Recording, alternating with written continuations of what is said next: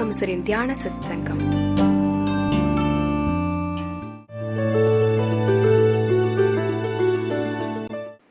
உங்கள் அனைவரையும் வணங்கி வரவேற்கின்றேன்.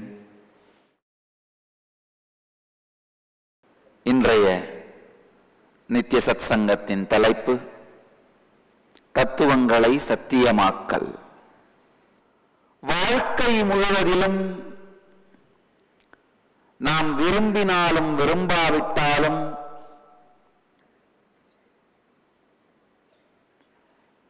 வேண்டினாலும் வேண்டாவிட்டாலும் பல்வேறு தத்துவங்களும் உண்மைகளும் நம் காதில் வந்து விழுந்து கொண்டேதான் இருக்கும்.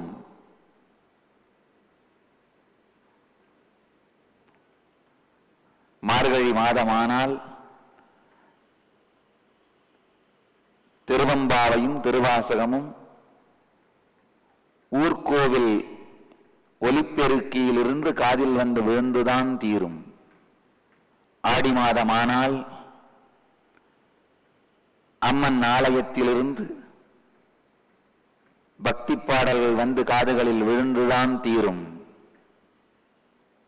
ஊர்கோடியில் மேடை அமைத்து தங்கள் தத்துவங்களை சொல்லும் ராமாயண மகாபாரத பேச்சாளர்கள் தங்களால் முடிந்த விதத்திலெல்லாம் அவரவர்கள் தங்கள் தத்துவங்களை பரப்பிக் கொண்டுதான் இருக்கின்றார்கள். அவைகளை நீங்கள் விரும்பினாலும் விரும்பாவிட்டாலும் கேட்டுக்கொண்டேதான் இருக்க வேண்டி இருக்கின்றது. சில தத்துவங்கள் மாத்திரம் சத்தியமாக மாற்றப்பட வேண்டியவை. ஆழ்ந்து தெரிந்து கொள்ளுங்கள். சில தத்துவங்கள் மாத்திரம் உடனடியாக சத்தியமாக மாற்றப்பட வேண்டியவை. சில செய்திகள் கேட்கவும் கூடாதவை, சிலது கேட்டாலும் கடைபிடிக்க கூடாதவை, சிலது கேட்டு கடைபிடிக்க வேண்டியவை, சிலது கேட்டவுடனேயே அனுபூதியாக வேண்டியவை, சிலது அனுபூதி மட்டுமல்லாது வாழ்க்கையை நாம் வாழுகின்ற சத்தியமாக வேண்டியவை. இந்த 4 தத்துவங்களான integrity, authenticity, responsibility and enriching. இந்த தர்மம் எல்லா ஆன்மீக தத்துவங்கள் ஞானத்தின் சாரம், எல்லா மதங்களின் சாரம், எல்லா இறை உணர்வாளர்களின் வார்த்தைகளின் சாரம், எல்லா விதமான வழிபாடுகளின் சாரம், எல்லா சாத்திரங்களின் ஸ்தோத்திரங்களின் சூத்திரங்களின் சாரம் இந்த 4 தத்துவங்களும். இந்த 4 தத்துவங்களும் சத்தியமாக மாற்றப்பட வேண்டியவை. அவைகள் வெறும் வார்த்தைகளாக உள்வாங்கப்பட்டு உங்கள் தலையில் அமர்ந்திருக்குமானால் அவைகளுக்கு தத்துவங்கள் என்று பெயர். அவை உங்களுக்குள் ஜீரணித்து உங்கள் உடலை, மனதை, உணர்வை, உயிரை இயக்குகின்ற சத்தாக சத்தியமாக மாற்றப்பட்டு விடுமானால் அவை சத்தியங்கள். ஆழ்ந்து கேளுங்கள். இந்த 4 தத்துவங்களும் எல்லா மதங்களின் சாரம் மட்டுமல்ல, பிரபஞ்சத்தின் இயக்கத்தின் சாரம், இருப்பின் சாரம், மனிதகுலத்தின் இயக்கத்தின் சாரம், இருப்பின் சாரம். இன்டெகிரிட்டி எனப்படும் முழுமையை சார்ந்துதான் இன்னமும் பூமி முறையாக இயங்குகின்றது. பூமி சூரியனை வலம் வருகின்றது. சூரியன் பூமியை வலம் வருகின்றான். திடீர்னு மனசுல கேள்வி, பூமி எப்படி சூரியனை வலம் வர முடியும்? பூமி சூரியனை வலம் வரலாம், சூரியன் எப்படி பூமியை வலம் வர முடியும்? ஆழ்ந்து தெரிந்து கொள்ளுங்கள். சில ஆண்டுகளை மட்டுமே மனதாலே கற்பனை செய்து பார்க்கக்கூடிய, அதிகபட்சம் சில ஆயிரம் ஆண்டுகளை மட்டுமே மனதினாலே கற்பனை செய்து பார்க்கும் சக்தி இருப்பதனால் மேலை நாட்டவர்கள் பூமி சூரியனை சுற்றுவதை பற்றி மட்டும் கணித்தார்கள். ஒரு முறை சுற்றி வர 365 நாட்கள், ஒரு ஆண்டு ஆகின்றது. தன்னைத்தானே ஒரு முறை சுற்ற ஒரு நாள் ஆகின்றது. இவங்களால நினைச்சு பார்க்க முடிஞ்ச, கால்குலேட் பண்ண முடிஞ்ச, மனதாலே யோசித்து பார்க்க இயலுகின்ற சாத்தியம் இந்த சில 100 ஆண்டுகள் அல்லது சில 1000 ஆண்டுகள் மட்டும்தான். அதனாலதான்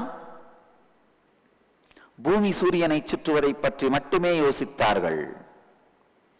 நம்முடைய முன்னோர்கள், வேதகாலத்து ரிஷிகள் லட்சக்கணக்கான ஆண்டுகள் உடைய கல்பங்களையே கற்பனையினால் காணத் தெரிந்ததனால் சூரியன் பூமியை சுற்றுவதையும் கணித்தார்கள். ஆழ்ந்து புரிந்து கொள்ளுங்கள்.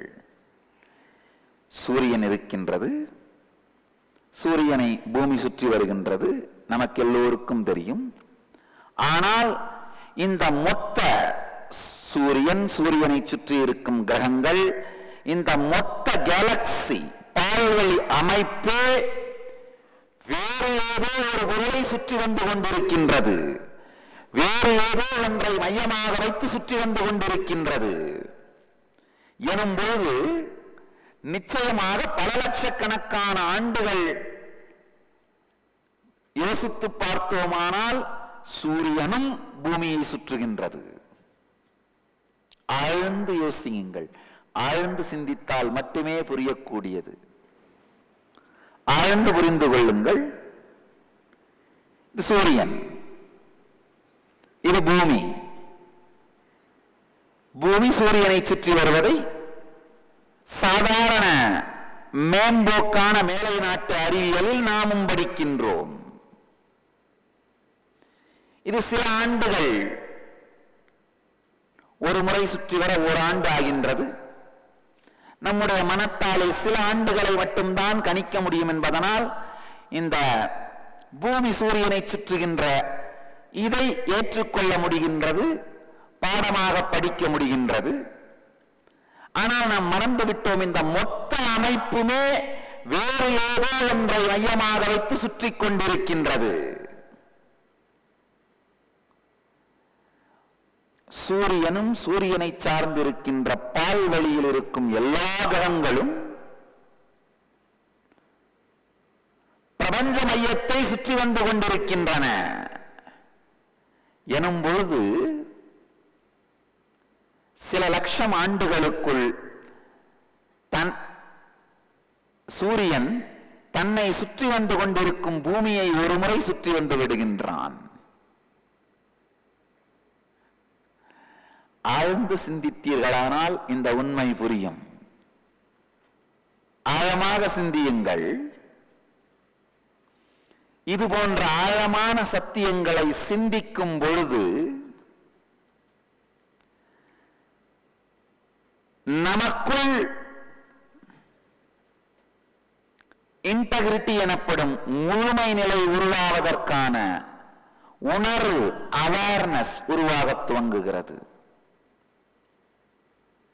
இந்த அவேர்னஸ்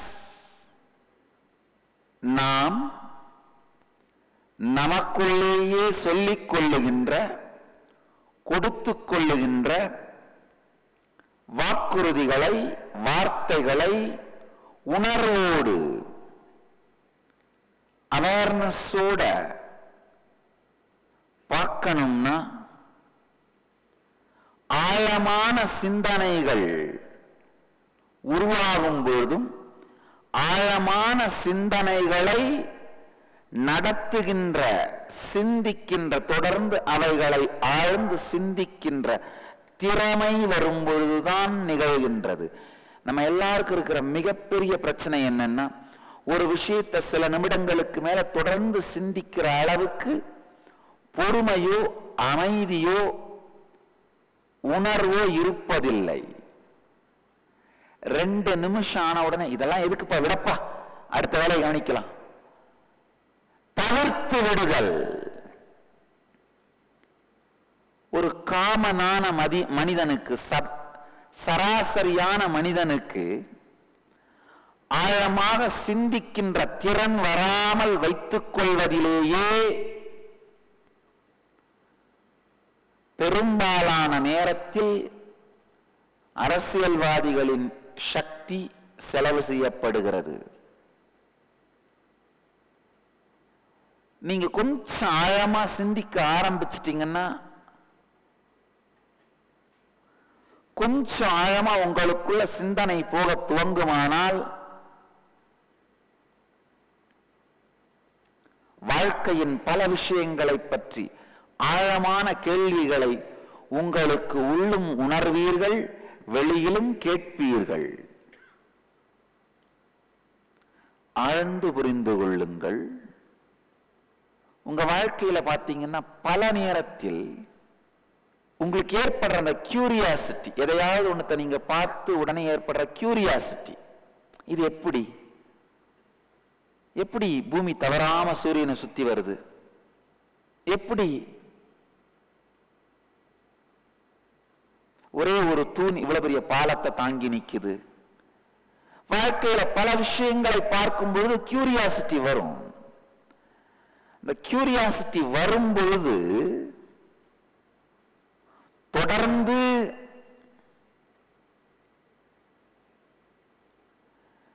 அவைகளை சிந்தித்து, தொடர்ந்து அவைகளுக்குள் மனதை செலுத்தி, தொடர்ந்து அவைகளை சார்ந்து உங்கள் எண்ண ஓட்டங்களை செலுத்துகின்ற திறன்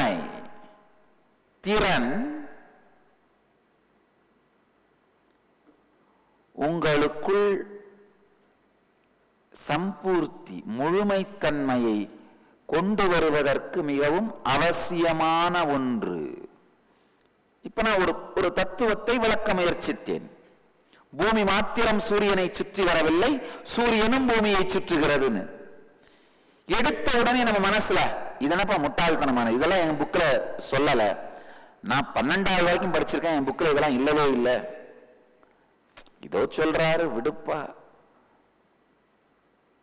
தொடர்ந்து அதை பற்றி உங்களுடைய சிந்தனை ஓட்டம் செல்லாது இருக்குமானால், செல்வதற்கு தயங்குமானால், மயங்குமானால், செல்ல விரும்பாமல் சோம்பலில்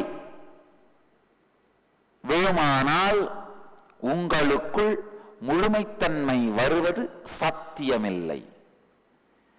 உங்களுக்குள் முழுமைத்தன்மை வர வேண்டுமானால் எண்ண ஓட்டங்களை திறம்பட, மேம்பட, தெளிவுபட, விடையின் இறுதி வரை கொண்டு செல்லும் திறனும் தயக்கமின்மையும் மயக்கமின்மையும் இருந்தாக வேண்டும். பகுக்காமலே அறிவு வரும் என்று நினைப்பது பகுத்தறிவாகாது. ஒவ்வொரு எண்ணத்தின் பின்பும் கியூரியாசிட்டி எனப்படும் கேள்விகள் தேடுதலின் பின்பும் நம் உணர்வு ஓட்டத்தையும் சிந்தனை ஓட்டத்தையும் பகுத்து வகுத்து செலுத்தும் திறன், செலுத்தும் திறன்தான் பகுத்து அறியும் பகுத்தறிவு.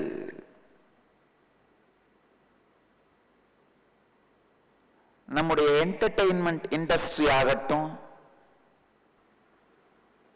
விளையாட்டு இண்டஸ்ட்ரீஸ் ஆகட்டும், விளையாட்டும் இண்டஸ்ட்ரி தான். ஸ்போர்ட்ஸா இருந்தாலும் சரி,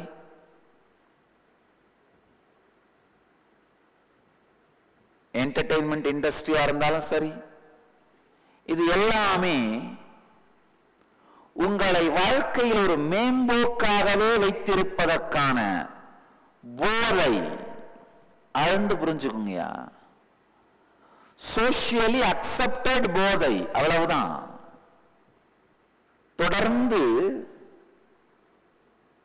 மது அருந்தும் பழக்கம் உடையவனாலே ஆழமான எந்த சிறப்பான செயலையும் செய்ய இயலுவதில்லை.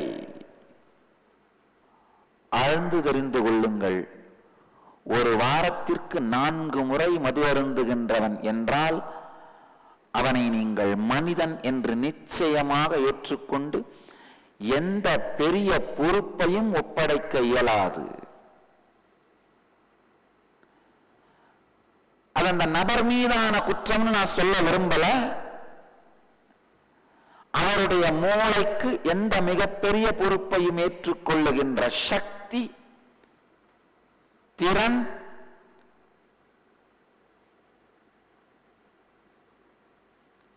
செயலடையாத, செயல்பட முடியாத நிலையில் வைக்கப்பட்டு விடுகின்றது. நாமெல்லாம் உடனே கேட்கலாம், பல லட்சக்கணக்கான பேர், பலாயிரக்கணக்கான பேர் தினந்தோறும் குடிக்கிறாங்களே, அப்ப அவங்கெல்லாம் வாழ்க்கையில எதுவுமே சாதிக்க முடியாத? இல்ல சாமி, எனக்கு தெரிஞ்சு என் எதிர் வீட்டுக்காரர், பக்கத்து வீட்டுக்காரர் முடாக்குடியர், ஆனா பெரிய பெரிய சொத்தெல்லாம் சம்பாதிச்சிருக்காரு, வாழ்க்கையில பெரிய பெரிய வேலையெல்லாம் சாதிச்சிருக்காரு. நல்ல ஆழமா புரிஞ்சுக்கோங்க. சில நேரங்களில் விபத்தாக நமது வாழ்க்கையில் செல்வமும் பதவியும் வந்து விடுகின்றது. விபத்தாக வருபவை நாம் சேர்த்தவை அல்ல, அது நம்மை சேர்த்து கொண்டது.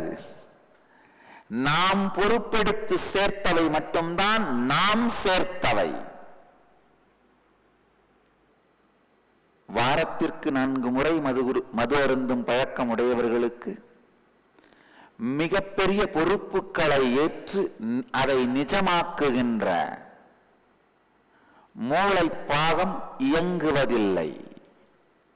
வேணுமான மற்றவங்க கிட்ட இருந்து அந்த கிராப் பண்ற, ஆக்கிரமித்துக் கொள்ளுகின்ற மன அமைப்பு வேண்டுமானால் தொடர்ந்து இயங்கலாம். ஆனால் பொறுப்பெடுத்து உருவாக்கும் மூளை பாகம் இயங்காமல் சிதைய துவங்குகிறது. மூளைக்குள்ள இந்த mechanical parts of the brain, நான் mechanical parts of the brain சொல்லுவோம். உங்களுடைய நுரையீரல், இதயம், குடல், இரத்த ஓட்டம் போன்றவைகளை கட்டளைகள் மூலமாக நடத்துகின்ற பாகம் mechanical parts of the brain. பிறப்பதாலேயே அது இயற்கையாகவே இயங்க துவங்கி விடுகின்றது. ஆனா அதை தாண்டி உள்ளுணர்வு, இன்ட்யூஷன் வருவதை உணரவும், வந்ததை தாண்டி மனதை கொண்டு செல்லவும், சிந்தை சோராது கடந்ததன் கவலையின்றி எதிர் வருவதை உருவாக்கும், பொறுப்பெடுக்கும் அந்த பாகம் நான் mechanical parts of the brain. அது உங்கள் பிறப்பாலேயே இயங்குவதில்லை. டெலிபதி, உள்ளுணர்வின் மூலமாகவே செய்திகளை மற்றவர்களுக்கு அனுப்புதல், மற்றவர்களிடமிருந்து பெறுதல். டெலிபோர்டேஷன், உள்ளுணர்வின் மூலமாகவே ஒரு பொருளை இடம் மாற்றுதல். மெட்டீரியலைசேஷன், மனதின் சக்தியின் மூலமாக மேட்டர், பிசிக்கல் மேட்டர் மேல நம்முடைய தாக்கத்தை செலுத்துவது. இது போன்ற சக்திகளுக்கு உங்களுடைய நான் mechanical parts of the brain awaken ஆயிருக்கணும். மது எனப்படும் சாராயம், போதை வஸ்துக்கள் உங்களுடைய நான் மெக்கானிக்கல் பார்ட்ஸ் ஆஃப் த பிரெயினை ஃபங்க்ஷன் பண்ண அனுமதிக்கிறதே இல்லை. அதுக்கு அடுத்து இன்னொரு படி ஆழமா பார்த்தீர்களானால், தொடர்ந்த பொழுதுபோக்கு விஷயங்களும் கூட உங்கள் மூளையின் மீது, மூளையை பொறுத்தவரை மது ஏற்படுத்தும் அதே நிலையை, தாக்கத்தை தான் ஏற்படுத்துகின்றது. தொடர்ந்த என்டர்டெயின்மெண்ட்ஸ், கண்டினியூஸா டிவி சீரியல்ஸ், தொடர்ந்து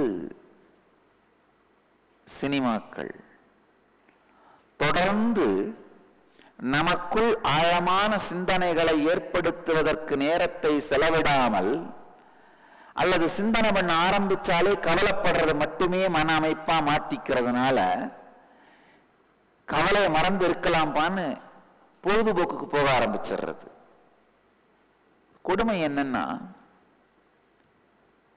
வீட்டுக்குள்ளே இருக்கின்ற சாக்கடை நீர் வெளியேறுவதற்கு வழியை செய்யாமல், வீட்டுக்குள்ள சாக்கடை நாற்றம் அதிகமாக இருக்கிறது என்பதனால் வீட்டையே விட்டுவிட்டு பெருஞ்சாக்கடை பக்கத்தில் போய் உட்கார்ந்துடுறது, கூவத்தின் கரையில் போய் குடியேறுதல். அதுதான் நம்முடைய என்டர்டெயின்மெண்ட். ஆழமா புரிஞ்சுக்கோங்க. ஏன் உலகம் முழுவதும் மக்கள் இந்த என்டர்டெயின்மெண்ட் இண்டஸ்ட்ரி மேல இவ்வளோ மோகத்தோடு என்டர்டெயின்மெண்ட்டை நோக்கி ஓடுறாங்க அப்படின்னா, நமக்குள்ளேயே ரெஸ்ட்ஃபுல் அவேர்னஸோட, அமைதி உணர்வோட சிந்திக்க கற்றுக்கொள்ளாமை மற்றும் சிந்திக்க துவங்கினாலேயே கவலையில் வீழ்ந்து விடுவது. சிந்தனை சிதற விடாது.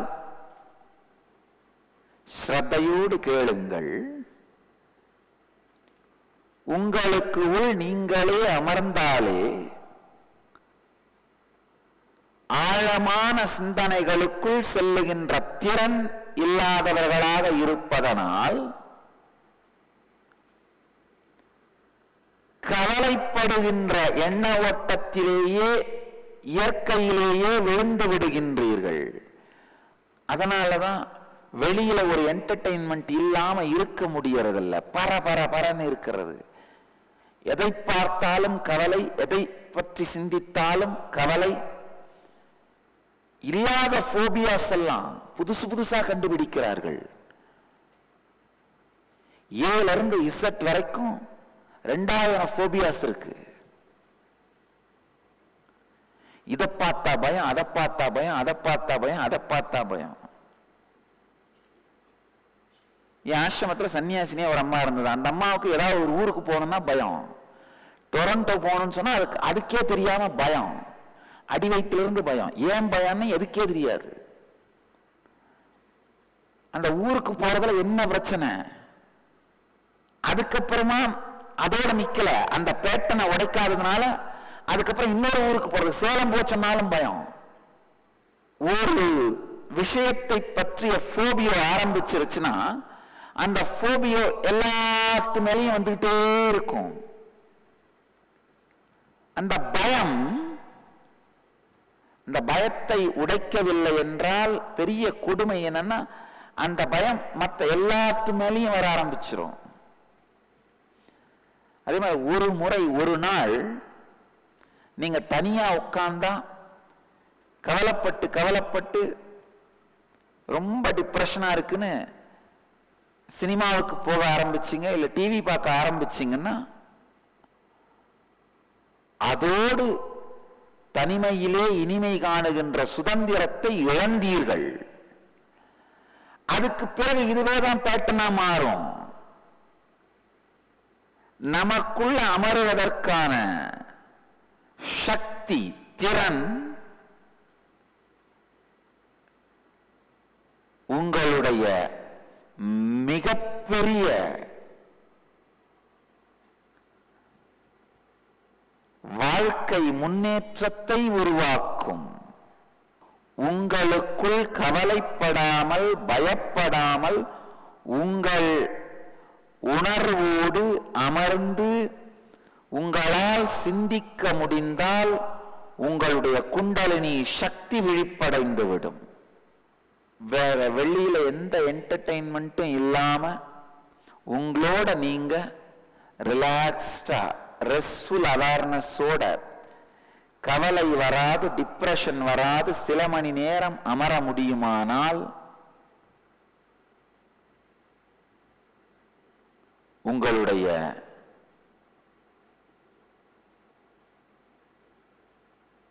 மூளை, உங்களுடைய பிரெயின் முழுமையான உச்ச உணர்வோடு இயங்கி உங்கள் உடல் மற்றும் மனதின் எல்லா சாத்திய கூறுகளையும் சத்தியமாக மாற்றும். வாழ்க்கையில் எந்த துறையில் வளர நினைந்தாலும் மலர நினைந்தாலும் இந்த அளவுக்கு மீறின என்டர்டெயின்மெண்ட்டை தயவு செஞ்சு அவாய்ட் பண்ணுங்க. மது இல்லாமல் உங்களை மயக்கத்தில் வைத்திருக்கும், உங்கள் மனதை மயக்கத்தில் வைத்திருக்கும் சக்தி இந்த பொழுதுபோக்கு விஷயங்களுக்கும் விளையாட்டுக்கும் உண்டு. உடலை பலத்தோடு திடமாக வைத்திருக்க விரும்புபவர்கள் யோகத்தை நாடுங்கள், பிராணாயாமத்தை நாடுங்கள். குறைந்த நேரத்திலே முழுமையாக பலத்தோடும் உடலையும் மனதையும் வைத்திருக்க முடியும். ஒருவேளை நீங்களே இறங்கி ஓடி ஆடி விளையாடினா கூட நல்லது, அது தப்பு இல்லை. ஆனா யாரோ 4 பேர் ஏதோ ஒரு நாட்டிலேயோ காட்டிலேயோ ஏதோ ஒரு ஸ்டேடியத்தில் உட்கார்ந்து ஒரு மட்டையும் பந்தையும் தட்டிட்டு இருக்கிறத 24 மணி நேரம் உட்கார்ந்தே பார்த்து உங்க உடம்பு ஊதி போய் ஆரோக்கியம் கெட்டு போறது தெரியல. விளையாட்டு என்கின்ற பெயராலே உங்கள் வாழ்க்கையை வினையாக போனது. தனி மனிதனின் உடலும் மனமும் வாழ்க்கையின் முழுமையை உச்சத்தை பார்க்காமல் தயங்கி மயங்கி வீணாவதற்கு பொழுதுபோக்கும் விளையாட்டும் ஒரு மிகப்பெரிய காரணமாக மாறிவிட்டது. விழித்துக் கொள்ளுங்கள் இளைஞர்களே, நீங்களே உடலை அசைத்து விளையாடுகின்ற விளையாட்டுக்கள் உன்னதமானவை, நலம் தருபவை. ஆனால் யாரோ 4 பேர் விளையாடுவதை நாள் முழுவதும் சோஃபாவில் அமர்ந்து கொண்டு பார்த்து கொண்டே இருப்பதனால் உங்கள் உடலும் மனமும் தன்னுடைய உச்சத்திற்கு செல்வதே இல்லை.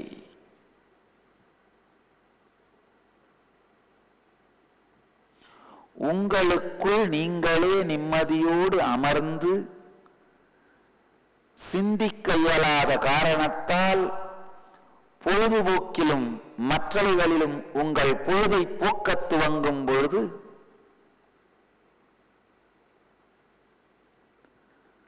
உங்கள் உணர்வு வாழ்வின் உச்சத்தை எட்டி பார்க்கும் சக்தியை இழந்து விடுகின்றது. வாழ்க்கையின் உச்சத்தை எட்டி பார்க்கும் சக்தி உங்களுக்குள் மலர வேண்டுமானால் உங்கள் சிந்திக்கும் திறனுக்கு முழுமையை கொண்டு வாருங்கள்.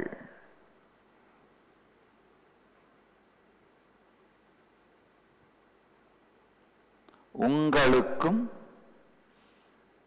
மற்றவர்களுக்கும் நீங்கள் கொடுக்கும் வார்த்தைகளை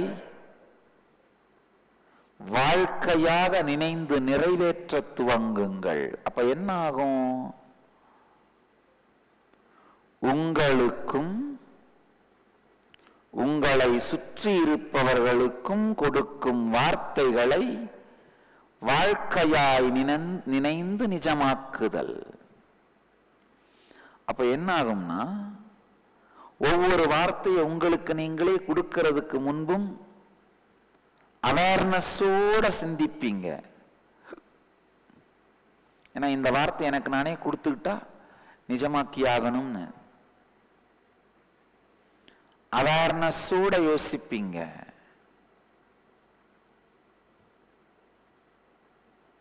அவேர்னஸோட சிந்திக்கிறது, அவேர்னஸோட யோசிக்கிறது, இது வரும்பொழுது வாழ்க்கையின் எல்லா கேள்விகளையும், கியூரியாசிட்டி, வினாக்களையும் பொறுப்போடு சிந்திப்பீர்கள். ஒன்றுமில்லை, மிக எளிமையான சிறிய விஷயம். புத்தர் நகரத்திற்குள் செல்லும் பொழுது ஒரு நோயாளியை பார்த்தார், ஒரு முதியவனை பார்த்தார், ஒரு பிணத்தை பார்த்தார், ஒரு சந்நியாசியை பார்த்தார். பொறுப்புடன் சிந்திக்க துவங்கினார். சித்தார்த்தன் புத்தனாக மாறினான். நம்முடைய வாழ்க்கையிலும் இதெல்லாம் திரும்ப திரும்ப வருது. நாமளும் நோயாளியை பார்க்கிறோம், நாமளும் வயசான முதியவனை பார்க்கிறோம், நாமளும் ஒரு இறந்து போன பிணத்தை எடுத்து செல்வதை பார்க்கிறோம், நாமளும் ஒரு ஆனந்தமயமான சன்னியாசியை பார்க்கிறோம், நாமும் ஆனந்தமயமான சன்னியாசியை வாழ்க்கையில் பார்க்கின்றோம். ஆனா இது எல்லாம் நம்மை பொறுப்போடு சிந்திப்பதற்கு தூண்டாமைதான், அல்லது நாம் பொறுப்போடு சிந்திப்பதற்கு முயலாமைதான் நம்மை முழுமையாக்காமல், புத்தனாக்காமல், ஞானியாக்காமல் இந்த விஷயங்கள் வாழ்க்கையில் இருந்து மறைந்து விடுகின்றன. அதிகபட்சமா வயசான ஒருத்தரை பார்த்தீங்கன்னா என்ன நினைக்கிறீங்க? இன்சூரன்ஸ் ஏஜென்சிக்கு போன் பண்ணலாம்னு நினைக்கிறீங்க, இன்சூரன்ஸ் எடுத்து வைக்க பிளான் பண்றீங்க. ஒரு நோயாளியை பார்த்தா என்ன நினைக்கிறீங்க? இவன் படட்டும், என்னெல்லாம் ஆடி இருப்பான், ஆட்டம் போட்டிருப்பான், நமக்கு இல்லை, நமக்கு வராது, நம்மளை நாமளே தேத்திக்கிறோம். இல்ல, மாயையான ஒரு கற்பனையில், கற்பனையான ஒரு தைரியத்தில் நம்மை நாமே ஆட்படுத்திக் கொள்வது. பிணத்தை பார்த்தாலும் சில நிமிடங்களுக்கு மேல் அந்த பொறுப்புள்ள சிந்தனை நிலைப்பதில்லை. காரணம், நம் மூளை முழுவதும் பொழுதுபோக்காலும் விளையாட்டுக்களாலும் விளையாட்டுத்தனமாகவே வாழ்க்கையை பற்றி சிந்திக்கின்ற தன்மையாலும் மயங்கி தியங்கி தயங்கி ஒரு விதமான போதையிலேயே இருந்து கொண்டிருக்கின்றது. ஆழமாக புரிந்து கொள்ளுங்கள். ஆழமாக புரிந்து கொள்வது மட்டுமல்லாது உணர்வுமயமாக்கி அதை உள்வாங்குங்கள். தத்துவங்களை சத்தியமாக மாற்றுதல், தத்துவங்களை சத்தியமாக மாற்றிக்கொள்ளுதல். பிரபஞ்சமே இந்த 4 சத்தியங்களை சார்ந்துதான் இயங்குகிறது.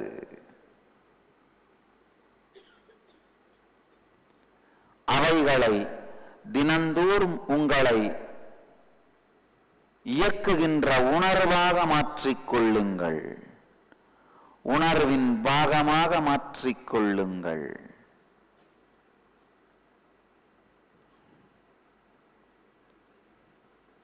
உங்களுடைய காக்னிஷனாவே, எண்ண போக்கின் மூலமாகவே இந்த சிந்தனை மாறும் பொழுதுதான் உங்கள் வாழ்க்கையில் உணர்வு மாற்றம் நிகழ்கின்றது. உடல் நலம் மலர்கின்றது, உணர்வு நலம் மலர்கின்றது, நினைத்ததையெல்லாம் சாதிக்கும் நெஞ்சுரம் மலர்கின்றது. அச்சம் கண்டு அஞ்சாமையும், கவலை கண்டு கவலை கொள்ளாமையும், பயம் கண்டு பயப்படாமையும் உங்களுக்குள் மலர்கின்றது. பயங்கண்டும் பயங்காணாமை, அச்சங்கண்டும் அஞ்சாமை.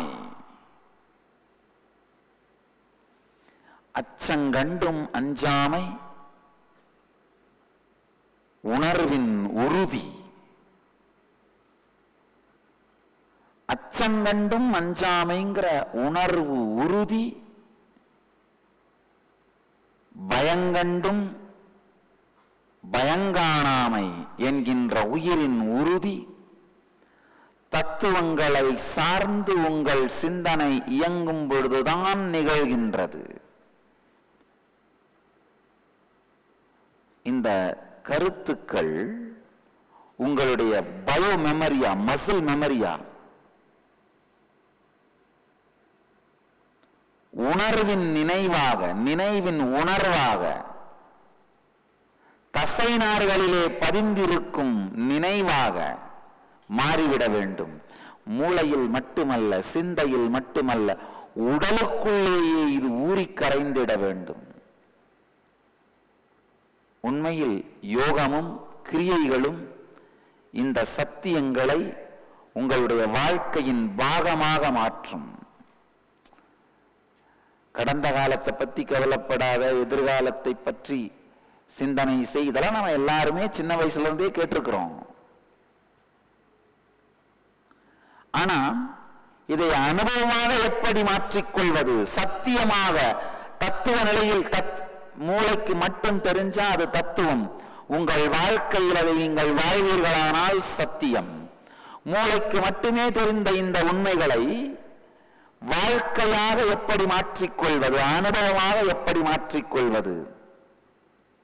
அதை நீங்கள் ஒரு ஞானியிடமிருந்து மட்டும்தான் உள்வாங்க முடியும்.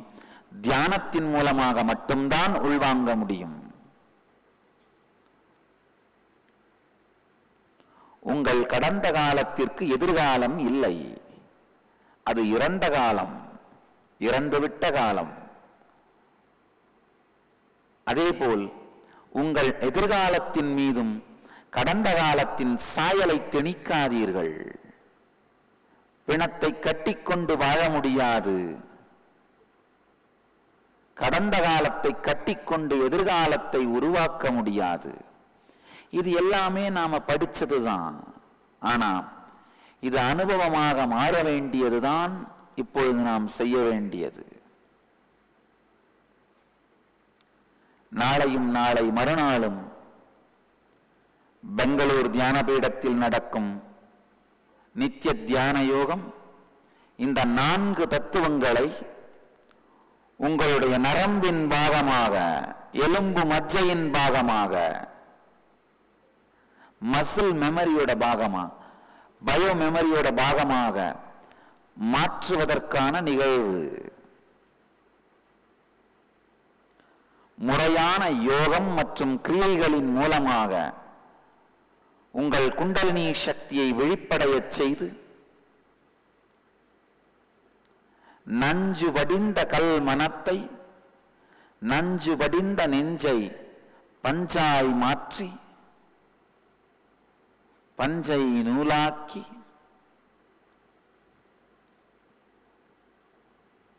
நூலில் தத்துவம் எனும் சாயத்தை நுழைத்து சத்தியம் எனும் ஆடையாய் மாற்றி அணிந்து கொள்ளும் முறை.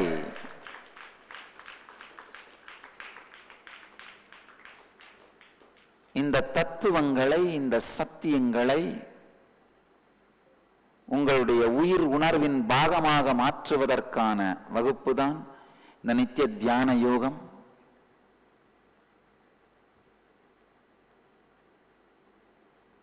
முறையான யோகம் மற்றும் முறையான கிரியைகளின் மூலமாக உங்களுடைய குண்டலினி சக்தியை விழிப்படையச் செய்து இந்த தத்துவங்களையும் உயர்ந்த ஞான கருத்துக்களையும் உங்கள் வாழ்க்கை சத்தியமாக மாற்றுவது. என தத்துவங்கள் தலையில் மாத்திரம் இருக்குமானால் அது சத்தியமாய் மாறுவதில்லை. சிந்தனைக்குள் ஊறி செயலுக்குள் கரைந்து உங்களுடைய உணர்வின் ஓட்டமாக இந்த தத்துவங்கள் மாறினால்தான், சத்தியமாக மாறினால்தான் உங்களுக்குள் பயங்கண்டு பயப்படாத நெஞ்சுரமும், கவலை கண்டு கவலை கொள்ளாத ஸ்திரத்தன்மையும் மலருகின்றது. வாழ்க்கையை வாழும், ஆனந்தமயமாக வாழும் கலையை உணர்கின்றீர்கள். இந்த தத்துவங்கள் உங்கள் எல்லோருக்குள்ளும் சத்தியமாக மலர்ந்து நீங்கள் நித்யானந்த நிலையடைய ஆசீர்வதித்து முடிக்கின்றேன். நன்றி. ஆனந்தமாக இருங்கள்.